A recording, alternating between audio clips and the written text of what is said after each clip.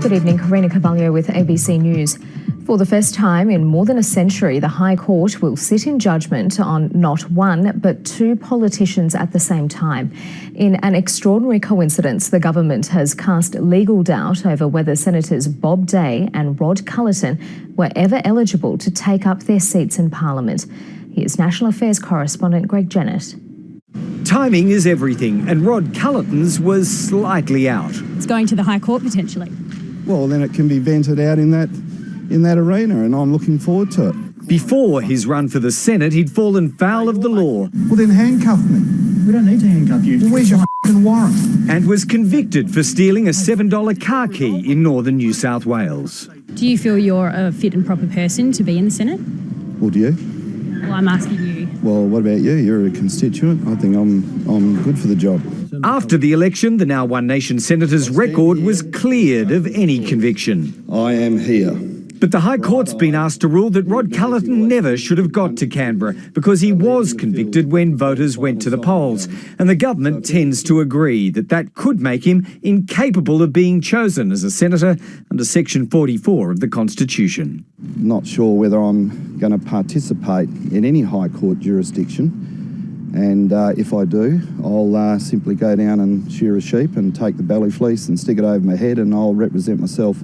Senator Culleton's career could hinge on his bush lawyer skills, but the political future of fellow crossbencher Bob Day won't be saved. There are a whole range of complex issues to be worked through. The High Court is obviously the right body to do so. The builder's saying nothing publicly, but flatly rejects the government's claim he had a financial interest in a contract with the Commonwealth over the building he once owned and up till yesterday used for his electorate office. If the government's right, he breached the Constitution. The government has acted with entire probity with respect to this. The whole Senator Day scandal reeks of improper behaviour, and it goes to the heart of the Turnbull government. The always complicated Senate's now a conundrum encased in complexity. It's down a seat and it'll stay that way until the High Court delivers its ruling. But the maths don't change much for the government. Instead of 9 out of 11 minor party crossbenchers, it now needs 8 out of 10 if it's to reach the magic number of 38 votes. Crucial because the government wants signature bills voted on before the end of this year. Then there's the difficult question of who fills the empty seat. Will it be the number 2 on Bob Day's ticket in South Australia, or might she also be swept aside by the High Court? Given the precedents of previous elections, it's much more likely that the High Court would just simply exclude Bob Day as a candidate, distribute the preferences that were cast for him, and that would elect the Family First second candidate. 2 complex cases loom at the High Court, and just 2 months left before its Chief Justice retires.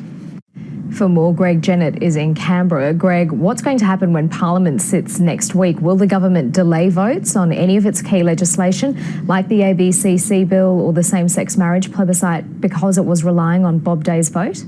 We do expect to get some indication, Karina, of the government's intentions on legislation either tomorrow or Friday at the latest. But actually, government sources are fairly nonchalant about the numbers, remembering that 38 is now the magic number without Bob Day.